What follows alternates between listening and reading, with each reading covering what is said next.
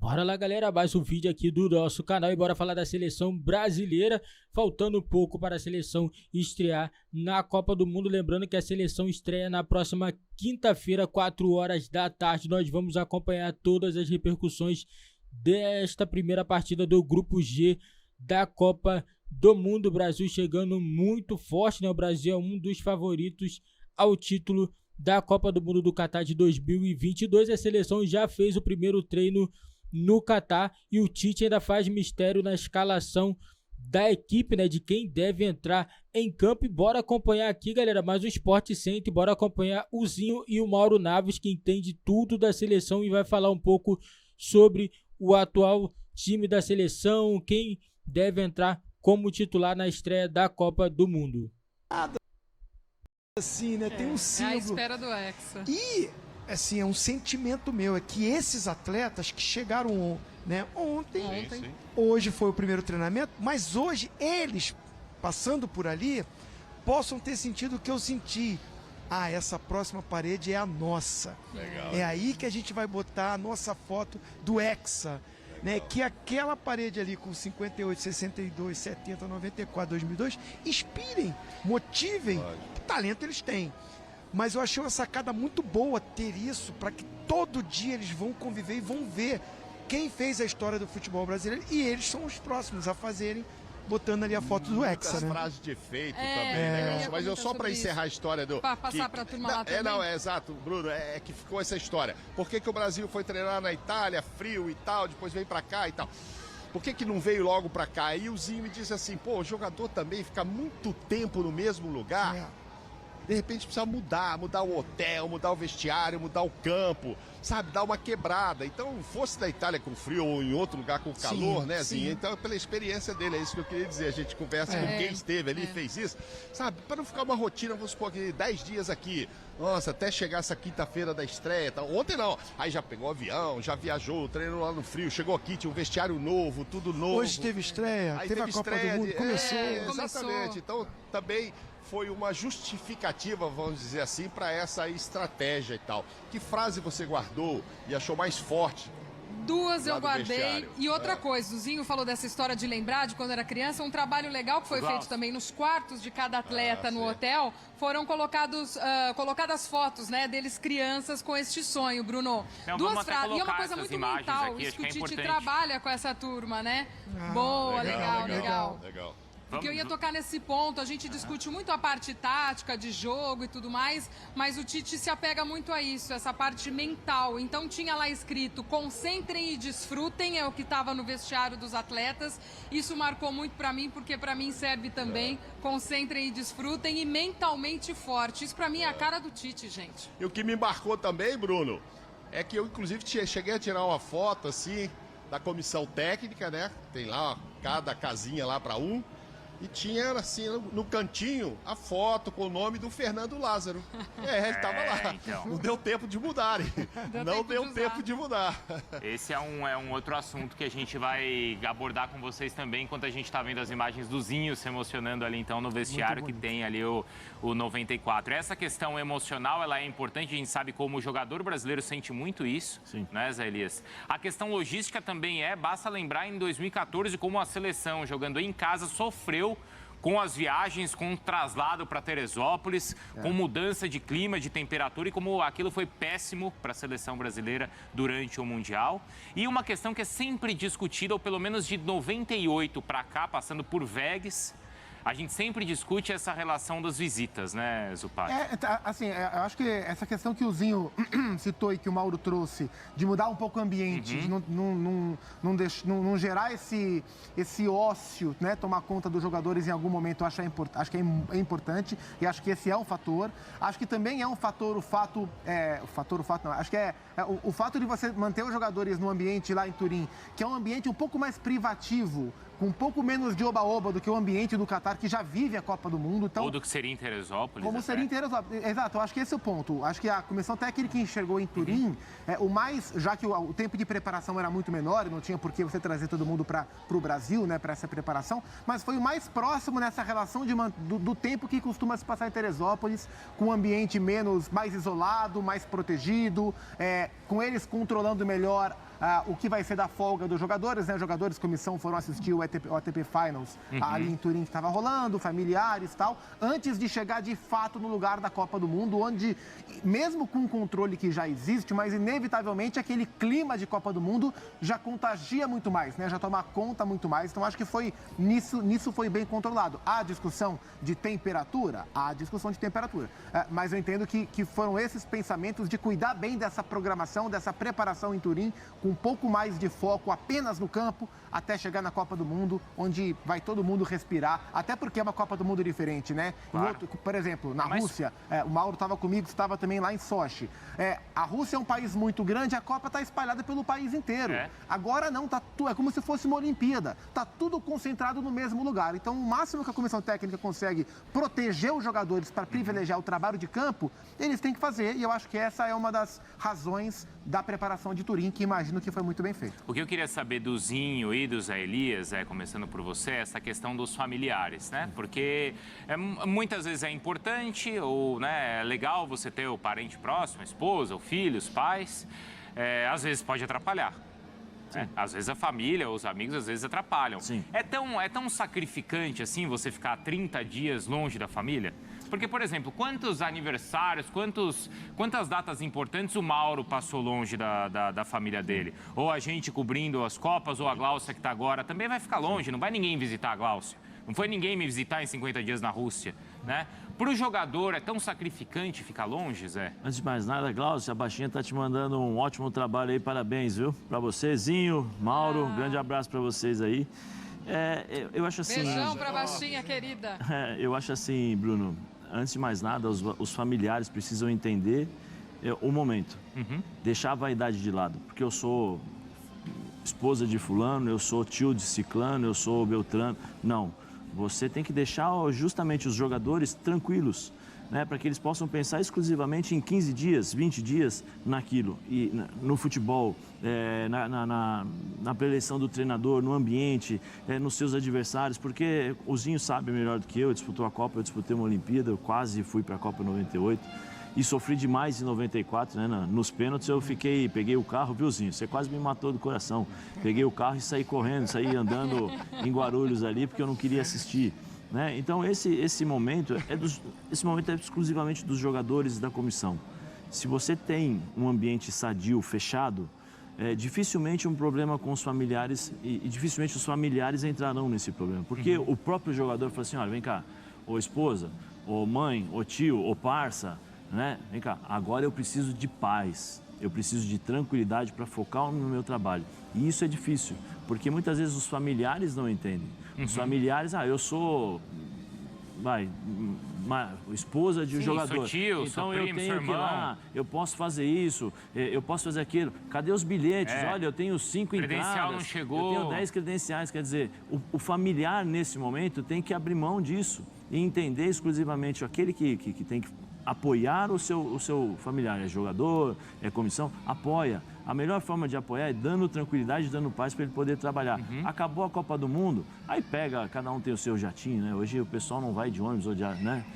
Vai viajar, né? Pega o jatinho e vai viajar, vai para todos os lugares, aproveita esses 15, 20 dias que eles ficaram longe e não vão ficar longe, desculpa, porque eles irão ter contato no centro de treinamento, provavelmente o que é importante também, né, Zé? Provavelmente o Tite vai levá-los ali para ter um contato, ter um convívio, justamente para fazer o link, né, da criança, do filho do jogador que está lá, com a criança que está lá no quarto, né? Então esse link é tudo muito bem pensado. Eu acho que o Tite tem os seus méritos em todos os sentidos em relação a isso, o Tite e a sua equipe.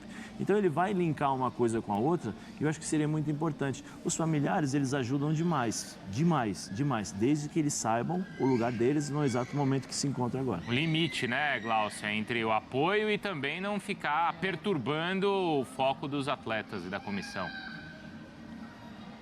Sem dúvida, Izinho, a gente já conversou sobre isso, né, na Copa de 94, que você foi um pouquinho diferente.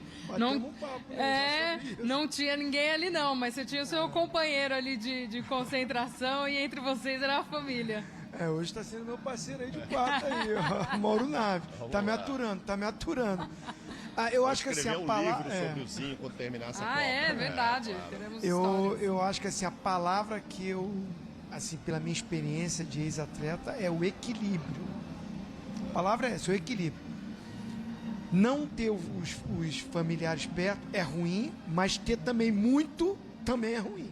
É o equilíbrio.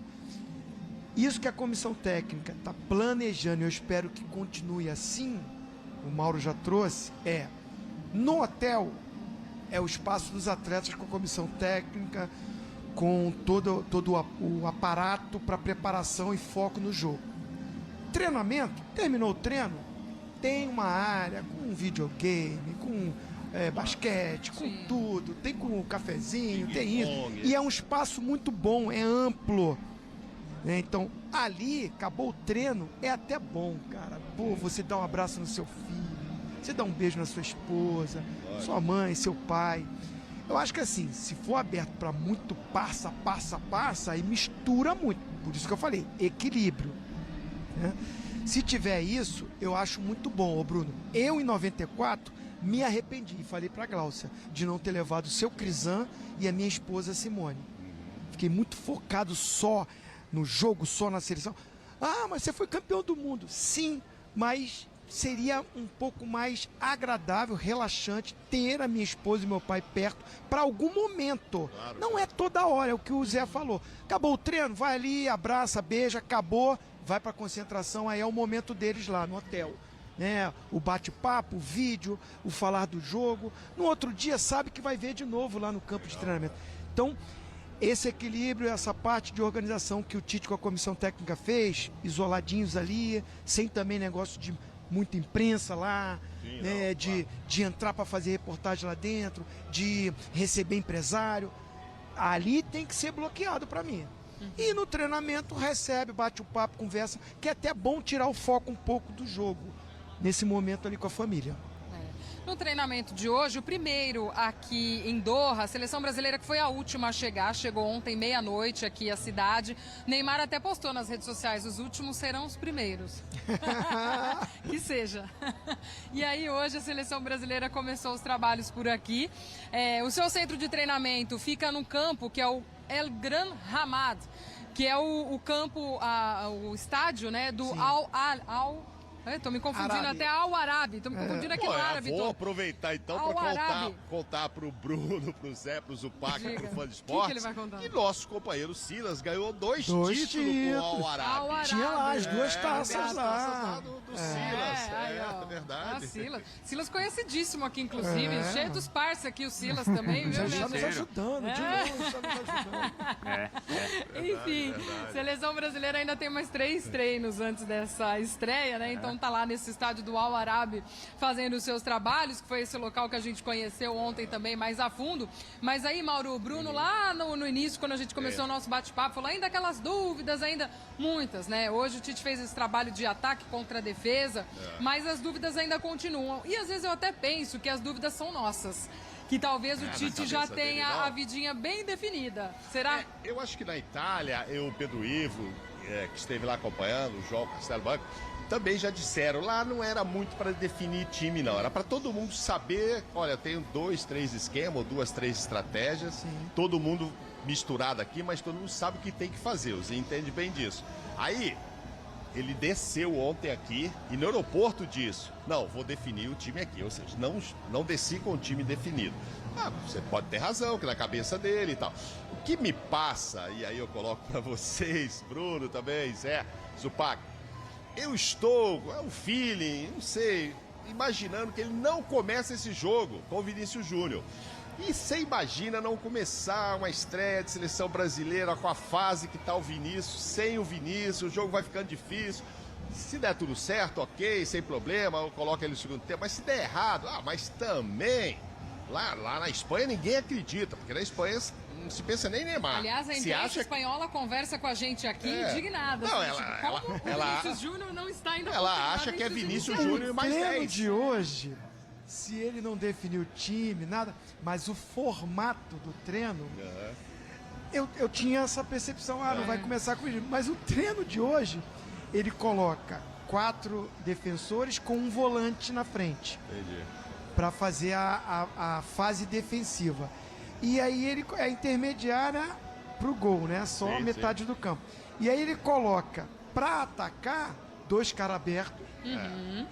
Não estou falando de nome, eu estou falando de sistema. Claro, sistema. Defensivamente era uma linha de 4 com um volante na frente. Aí ele coloca um volante que seria um construtor, e eu vi muitas vezes o Paquetá, né, o Bruno Guimarães, o Fred também fazendo isso. Sim. Mas ele colocava Vinícius aberto de um lado, Rafinha do outro, Antony e tal. o Martinelli, mistura, aí do outro lado o Antony, o Rodrigo, né, o Rafinha, o Neymar por dentro e os atacantes ali na frente. Aí trocava, revezava. Aí sim ele confundia. Porque ele botou lá Marquinhos num time e Thiago Silva no outro. E a gente sabe que essa vai ser a dupla que vai começar. Tem que estar muito Então ele convicto despistou, de mas que dá taticamente certo outro esquema sem o Vinícius, porque o Vinícius é a bola da vez. Pô, esse cara tem mas que no jogar. treino ele tirá-lo. não usou um quarteto de meio, ele usou um entendi. trio ofensivo. Deve ser assim. Eu acho que há essa acho que ainda há essa dúvida. Acho que desceu com essa dúvida. Mas enfim, eu vamos quero crer saber. que ele vai de Vini Júnior. Acho difícil a gente saber antes da quinta-feira, a não ser que ele não, entregue na entrevista coletiva. Pois é. Porque muito provavelmente os próximos 2 treinos, que serão definidores do time, não está anunciado ainda, mas deve ser aquela história que vocês conhecem, filma lá os 15 primeiros minutos, depois, por favor, se retirem, eu vou treinar. Gentilmente. Então, gentilmente e tal. E aí ele deve definir, claro, no treino da segunda e da terça.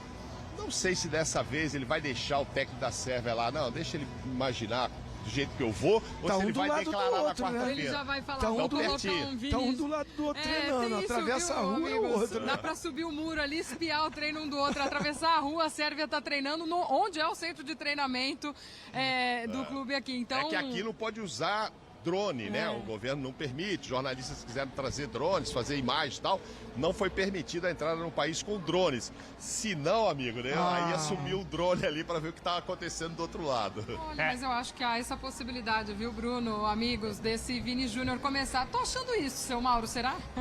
Não, mas... galera, essa dúvida aí só tá na nossa cabeça, porque pra mim o Tite já tem a equipe dele definida já há bastante tempo, desde a convocação.